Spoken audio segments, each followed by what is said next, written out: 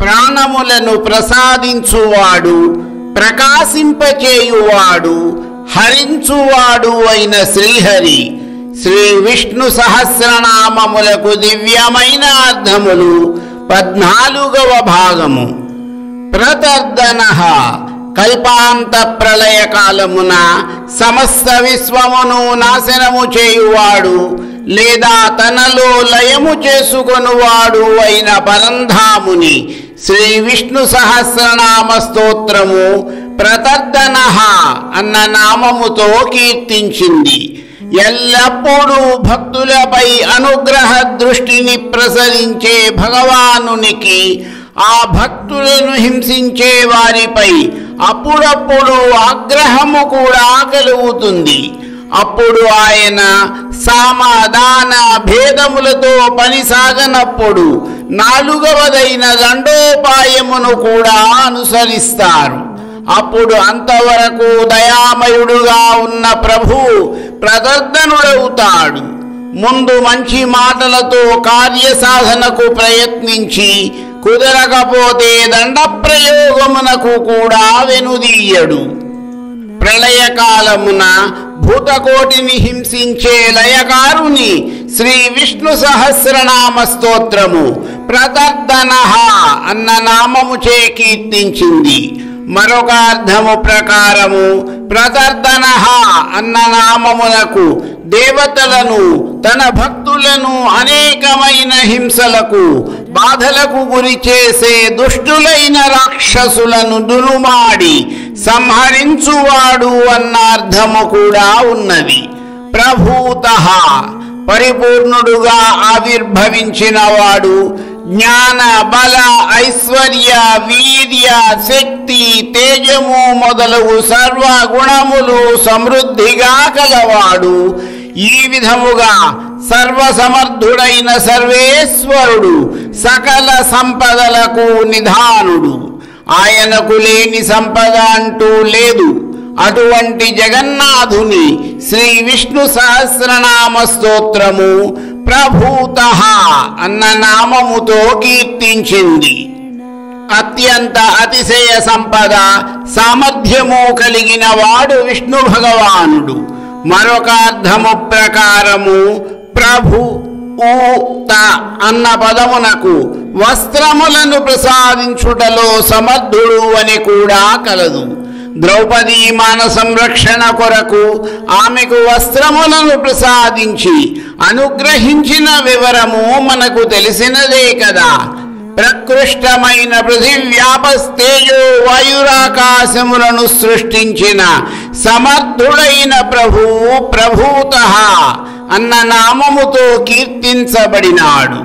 త్రికకుబ్ధామః ఈ సమస్త విశ్వము కన్నా కూడా 3 రెట్లు పెద్దదైన పరమ పదమందు ఉండేడివాడు, 3 దిక్కులు తన నివాసముగా కలిగిన వాడు, 3 గుణవర్గములకును ఆశ్రయమైన వాడు, ఊర్ధ్వ మధ్య అధోలోకములకు ఆధారభూతుడు, జాగ్రత్ స్వప్న సుషుప్తి 3 అవస్థలందు వ్యాపించి ఉన్నవాడు, త్రికకుత్ 3 కొమ్ములు అనగా మూపులు కలిగిన శ్రీ వరాహమూర్తి స్వరూపుడైన వాడు, ధామః అన్న పదమునకు కిరణములు అన్న అర్థము కూడా ఉండుటచే ప్రకాశవంతమైన కిరణములు కలిగిన వాడు, అతడు లేని చోటు లేదు కనుక క్రింద మీద మధ్యన ఎక్కడ పడితే అక్కడ ప్రత్యక్షమయ్యే పరమాత్ముని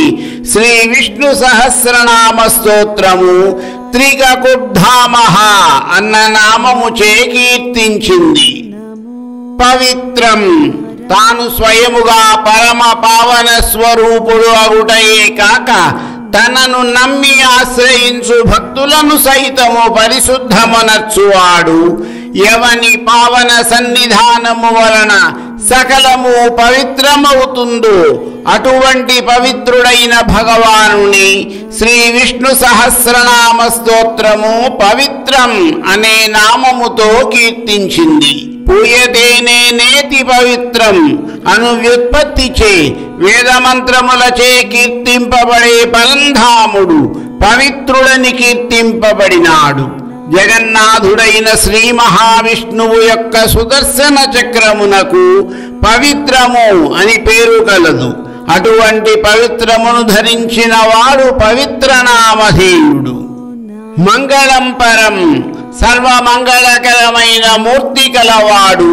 విష్ణు పురాణము వచించిన ప్రకారము ఏ పరబ్రహ్మ స్వరూపుడు తనను కేవలము స్మరించిన మాత్రముననే అన్ని అశుభములను తొలగించి సమస్త సన్మంగళములను ప్రసాదిస్తాడో సర్వోత్తముడు, సకల విలక్షణ స్వరూపుడు, సకల కళ్యాణ స్వరూపుడు అయిన ఆ పరబ్రహ్మ స్వరూపమును శ్రీ విష్ణు సహస్రనామ స్తోత్రము మంగళం పరం అన్న నామము చే కీర్తించింది.